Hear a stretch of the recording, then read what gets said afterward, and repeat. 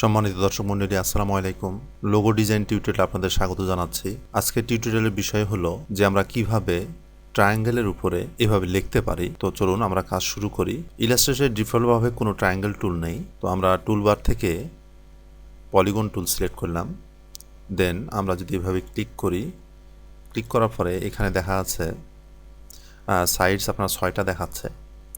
আপনি এখানে যদি 3টে সাইড করে দেন তাহলে ট্রায়াঙ্গেল টুল হয়ে যাবে। এক, এভাবে হতে পারে। আবার দুই হচ্ছে আমরা পলিগন টুল সিলেক্ট করে আসি, এই অবস্থায় আমরা ড্র্যাগ করব এবং মাউস ছেড়ে না দিয়ে আমরা কিবোর্ড থেকে যদি ডাউন অ্যারো প্রেস করি তাহলে আমরা ট্রায়াঙ্গেল পেয়ে যাব। এরপর আমরা শিফট ধরে এটাকে সোজা করে নেব আর কি, ঠিক এইভাবে। এরপর কালারটা আমরা স্ট্রোকে নিয়ে যাব। আমি যদি প্রথমত এই ডিজাইনটা করি তাহলে আমাকে যা করা লাগবে সেটা হলো আমি একটা রেক্ট্যাঙ্গেল নিচ্ছি, দেন এইভাবে ড্র্যাগ করছি। এই রেক্ট্যাঙ্গেলটা যে মাপের নিচ্ছি সেটা হচ্ছে যে একটা লেখা থেকে আরেকটা লেখার কত দূরত্ব থাকবে এটার মাপ আসলে। তো আমি এমন দূরত্বে লিখতে চাচ্ছি। রেক্ট্যাঙ্গেল ঠিক উপরে একটা অক্ষর হবে, রেক্ট্যাঙ্গেলের ঠিক উপরে একটা অক্ষর হবে এবং নিচে 2টা অক্ষর হবে। এই জন্য এটা আমি একটা কপি করে এটাকে রোটেট করে নিলাম এভাবে শিফট ধরে।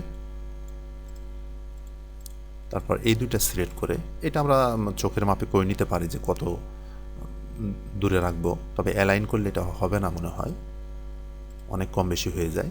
এই জন্য আমরা চোখের মাপে এটা যে উপরে কত জায়গা নিব এবং নিচে কত জায়গা নিব ঠিক এই ধরনের আমি এতটুকু নিলাম।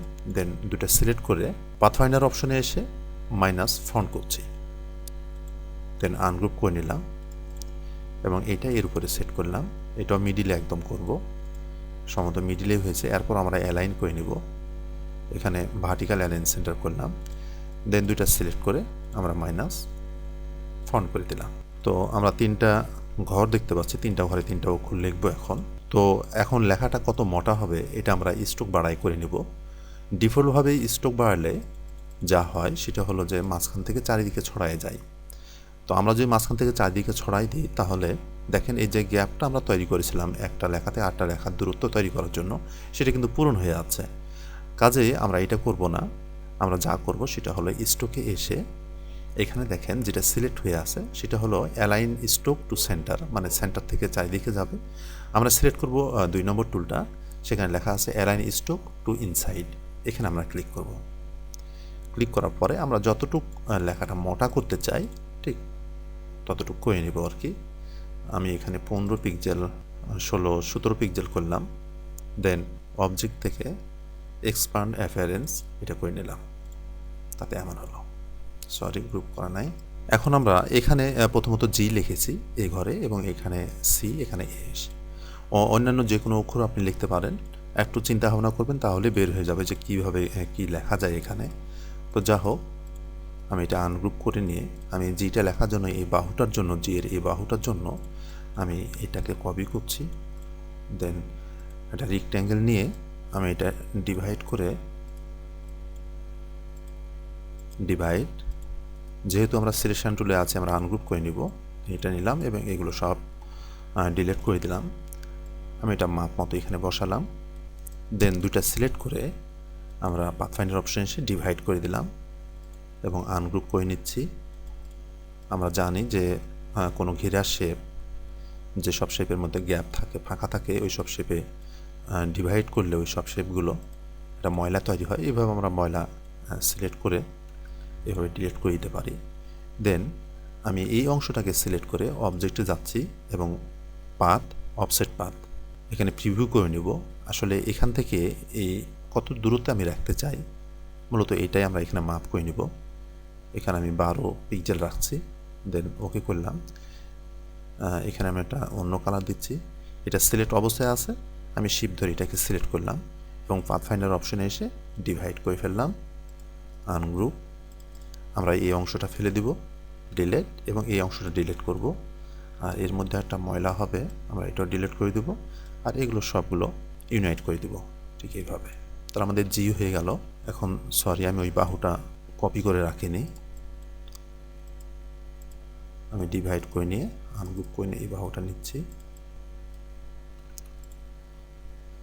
এরপরে আমরা এটা এস বানাবো, এটা ঠিক মিডিলে অ্যালাইন করে নিব আমরা এইভাবে।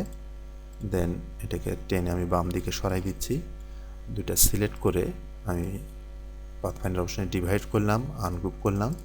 দেন এই অংশগুলো আমি ডিভাইড করে দেব এবং এইটাকে সিলেক্ট রেখে আমি অবজেক্ট থেকে পাথ থেকে অফসেট পাথ। আমি এর আগে এখানে 12 পিক্সেল ব্যবহার করেছি, ওই একই মাপে করতে চাচ্ছি, কাজে ওকে করে দেব।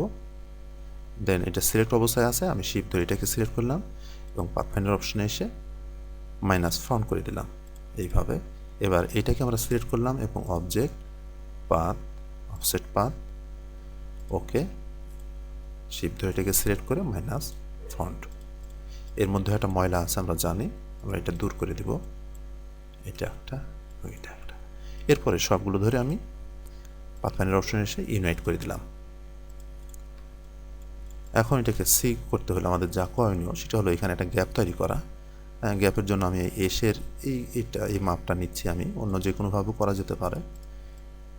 মোট কথা সি এর মতো যেন দেখতে লাগে, তাহলেই হলো। ঠিক এইভাবে আমি এটা একই কালার দিয়ে দিচ্ছি সব। আমি এটা গ্রুপ করে নিচ্ছি, কন্ট্রোল জি। এখন আমাদের এই ডিজাইনটা হয়ে গেছে। আমরা এখন এই ডিজাইনটা তৈরি করব। তাহলে এই ডিজাইনটা কিভাবে তৈরি করব? আমরা এই ধরনের একটা রেক্ট্যাঙ্গেল নিব। আমরা যেহেতু এর আগে রেক্ট্যাঙ্গেল নিয়ে রাখছি, সেজন্য এখন এটাই আসবে বারবার। আমি এটা নিলাম, স্টোরি কালার নিয়ে গেলাম। আমরা এটার মাপে করে নিতে পারি। আমি এখানে মাপ সমান করে দিয়ে শিফট ধরে আমি এদিকে টেনে নিলাম, তাহলে একই মাপে হবে আর কি। এখন আমি এটাকে রোটেট করে উপরের অংশটা আমি নিচে নামাই দেব, ঠিক এইভাবে। এখন আমাদের যা করণীয় সেটা হলো আমরা একটা লাইন সেগমেন্ট টুল নিব এবং এই বাহুর মতো করে একটা লাইন সেগমেন্ট আমরা টুল টেনে নিব। মোটামুটি হয়েছে। দেন আমরা এটা এভাবে ভালো করে এখানে এর সঙ্গে মিলাবো। আমরা একটু জুম করে নিচ্ছি কন্ট্রোল প্লাস করে। হ্যাঁ, ঠিক আছে, কন্ট্রোল মাইনাস করে জুম আউট করছি এবং একটা অংশ আমরা এখানে দেব কপি করে। তো এখানে দিলে খুব দূরে হয়ে যায়, আমি একটু ভিতরে এই সাইডে দিব, কারণ এখানে যেহেতু কোণ হয়ে আছে, কোণ থাকার কারণে এখানে জায়গা আমাদের ছোট হয়ে যাবে, সেজন্য আমরা এই পরিমাণ জায়গাতে দিব আর কি। তো এইটা আমি ডিলিট করে দিচ্ছি। আমি এখান থেকে কপি করে শিফট এবং অল্টার ধরে এটা আমি কপি করছি এবং এটাকে এইখানে রাখছি। আমরা এটাকে সিলেক্ট করে শিফট অল্টার ধরে একটা কপি করে নিচ্ছি এবং আরেকটা কপি করে নিলাম। এরপরে সবগুলো সিলেক্ট করে আমরা অ্যালাইনে এসে হরিজন্টাল ডিস্ট্রিবিউশন সেন্টার এখানে আমরা ক্লিক করব, ঠিক এইভাবে। তাতে এগুলো সমান ভাগে ভাগ হলো আর কি। এরপর এটা আমাদের দরকার নাই এবং এটাও আমাদের দরকার নাই।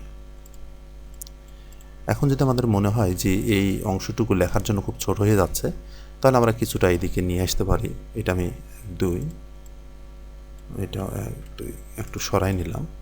দেন এটাকে আমরা স্ট্রোক বাড়াই ফেলবো সেই পরিমাণে, যে পরিমাণ আমরা একটা লেখা থেকে আরেকটা লেখার গ্যাপ তৈরি করতে চাই। আমি 12 পিক্সেল দিলাম, দেন অবজেক্ট এক্সপ্যান্ড, ওকে। এরপর সবগুলো সিলেক্ট করে আমরা মাইনাস ফন্ট করে দেব। এরপর আমাদের যা করণীয় সেটা হলো স্ট্রোকটা আমরা বাড়াই নিব এবং আগের মতো করে যেভাবে আমরা করছিলাম ঠিক সেইভাবে।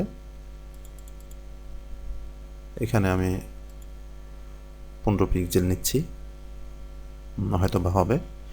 এরপর অবজেক্ট থেকে এক্সপ্যান্ড অ্যাপিয়ারেন্স করে নিলাম, দেন আনগ্রুপ করে নিচ্ছি। আমি এখান থেকে এটা কপি করে নিলাম। আমার এই বাহুটার দরকার, আমি রেক্ট্যাঙ্গেল নিয়ে এর উপরে রেখে আমি ডিভাইড করে দিলাম, আনগ্রুপ।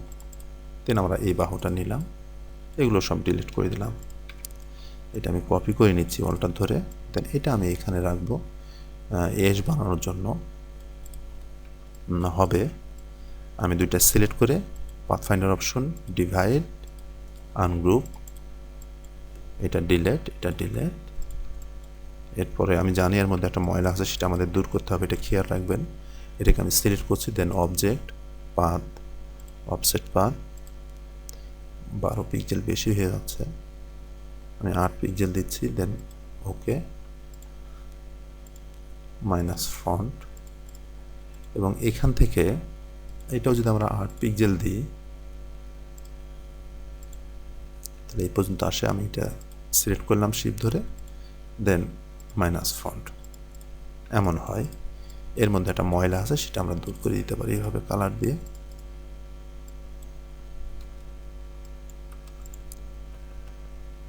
আবার যদি আমরা মনে করি যে না, এই অংশটা রাখবো না, এই অংশটা সরাই দেবো পুরাটাই, তাহলে যদিও গ্যাপ থেকে গ্যাপের একটু সমস্যা হলো, যেখানে কম হলো এখানে বেশি হলো, এরপর আমরা এটা সরাই দিতে পারি এভাবে। আর এটা সরাই দিলে কিন্তু এই মাপটা ঠিক থাকলো না, এখানকার এবং এখানকার মাপটা ঠিক থাকলো না আর কি। যাও, আমরা সবগুলো সিলেক্ট করে ইউনাইট করে দিলাম। এরপরে আমরা এখানে সি বানাবো। সি বানাতে যে আমরা মূল কথা হচ্ছে যে এখানে গ্যাপ তৈরি করা একটা। তো আমি গ্যাপ তৈরি করার ক্ষেত্রে এই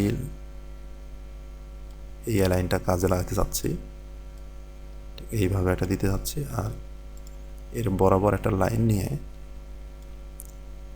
একটা সোজা লাইন নিয়ে আমি এখানে দিতে যাচ্ছি। এইটা এবং এইটা আর এইটা তিনটা আমরা সিলেক্ট করে পাথফাইন্ডার থেকে ডিভাইড, দেন আনগ্রুপ।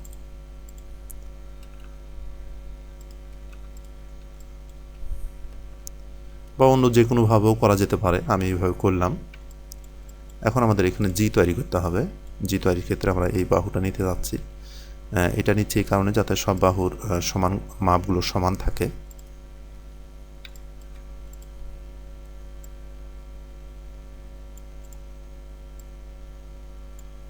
হবে মোটামুটি। এরপর আমি এটা এখানে রাখলাম, এটা এবং এটা সিলেক্ট করে ডিভাইড, আনগ্রুপ, এটা আমি সরাই দিলাম। আর এখানে আমি এইটার মতো করে নিয়ে মাপ নিতে পারি, নিয়ে এইটুকু কেটে ফেলতে পারি। এইভাবে হতে পারে বা অন্য কোনোভাবেও করা যেতে পারে। এর মধ্যে ময়লা আছে, এটা আমরা দূর করে দিলাম। এর মধ্যেও আছে,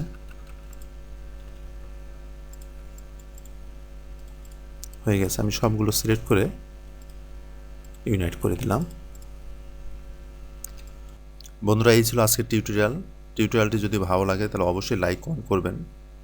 আর কোনো কিছু বুঝতে না পারলেও জানাবেন। আপনাদের কাছে বিশেষভাবে অনুরোধ রাখবো আমার চ্যানেলটি সাবস্ক্রাইব করার জন্য।